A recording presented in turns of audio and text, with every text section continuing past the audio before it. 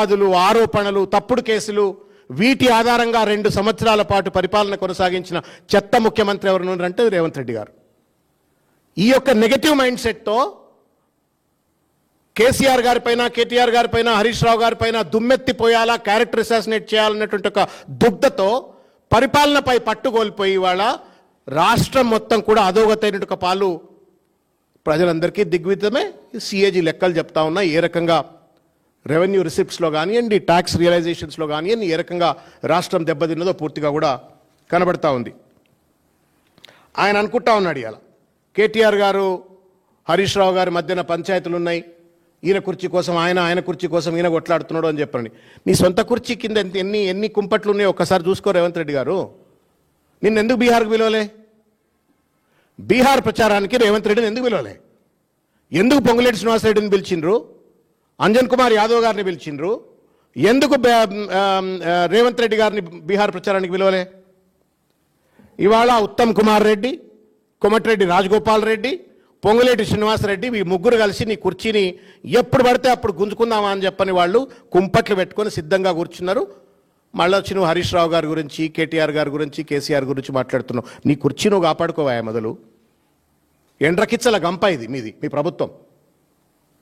ప్రభుత్వం ఎండ్రకిచ్చల గంప. ఒకనికంటే ఒకడికి సయోధ్య ఉందా చెప్పు? మీరు గుండె మీద చేయబెట్టుకొని చెప్పండి రేవంత్ రెడ్డి గారు, మీ మంత్రులు, మీకు సయోధ్య ఉందా?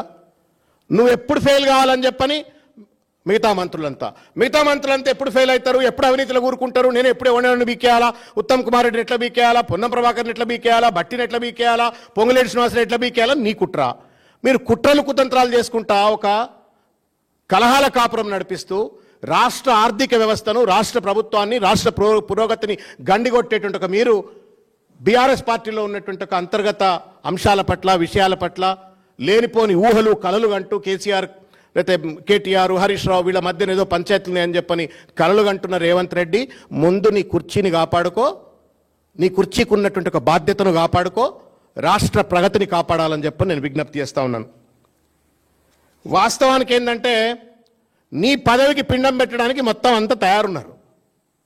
నీ పార్టీలో ఉన్న వాళ్ళే నీ పదవికి పిండం పెట్టాలో, నేను ఎప్పుడు దింపాలని చెప్పని మొత్తం అంతా సిద్ధంగా ఉన్నారు.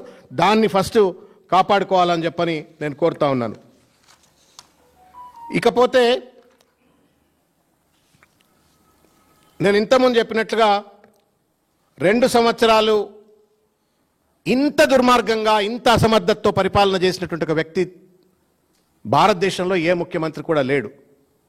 Only because of the chief ministers negative mind set, ఒక వ్యతిరేక ధోరణితో, అవినీతి ఆలోచనలతో మొత్తం పరిపాలనను విధ్వంసం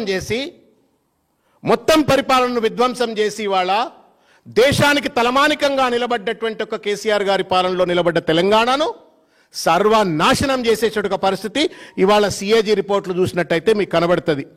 రెవెన్యూ రిసిప్ట్స్లో, ట్యాక్స్ రెవెన్యూస్లో, జిఎస్టీ రియలైజేషన్లో, స్టాంప్స్ అండ్ రిజిస్ట్రేషన్ రియలైజేషన్లో, సేల్స్ ట్యాక్స్లో, స్టేట్ ఎక్సైజ్లో, మొత్తం అన్ని రంగాల్లో కూడా పెద్ద ఎత్తున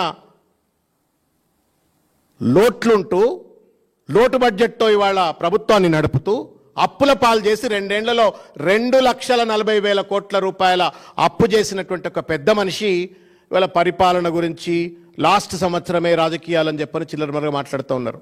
నీకంటే వయసులో చిన్న అని కేటీఆర్ గారు నన్ను, నీకంటే చిన్నోడే నీకంటే పెద్ద పేరు ఎట్లా తెచ్చుకుందని చెప్పని అసూయ పడుతుంది నువ్వు.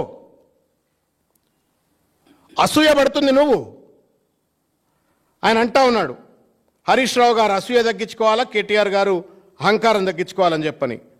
రేవంత్ రెడ్డి దుర్యోధనునికి జీన్స్ ప్యాంటు, తెల్ల షర్టు, గడ్డం పెంచితే ఎట్లుంటాడో దుర్యోధనుడు రేవంత్ రెడ్డి సమానం అంతే. కాబట్టి దుర్యోధనుడేమో 7 అడుగులు ఎట్లుంటుండేనట, ఈయన 3 అడుగులున్నాడు, తేడాగా అంతే. ఒక్క మాటన్నా అహంకారం లేకుండా మాట్లాడతాడా? ఎకసెక్కాలు లేకుండా మాట్లాడతాడా? అసూయ అనే అంగి దొడుక్కొని, అహంకారం అనే లాగు దొడుక్కొని, అవినీతి అనే బ్రాండెడ్ బూట్లు వేసుకున్నటువంటి ఒక పెద్ద మనిషి రేవంత్ రెడ్డి. నేను ఈ మాట ఏదో కోపంతో అంటలే, నరనరాన ఆధిపత్య అహంకారంతో విర్రవీగుతూ ఇవాళ రేవంత్ రెడ్డిదే ఓర్వలేని గుణం. నేను ఓర్వలేని గుణం ఏందనేది మీకు చెప్తా. మీకు తెలుసు కదా, ఉత్తమ్ కుమార్ రెడ్డి పీసీసీ ప్రెసిడెంట్ ఉన్నప్పుడు పార్టీలో జాయిన్ అయ్యిండు. జాయిన్ అయిన తర్వాత ఎప్పుడన్నా ఉత్తమ్ కుమార్ రెడ్డిని ఓర్చిండా, సహించిండా? ఉత్తమ్ కుమార్ రెడ్డి మీదనే సోషల్ మీడియా గురించి మాట్లాడుతుండు. కేటీఆర్ గారు social media, BRS party social media గురించి. నువ్వేం శుద్ధ పూసవయా?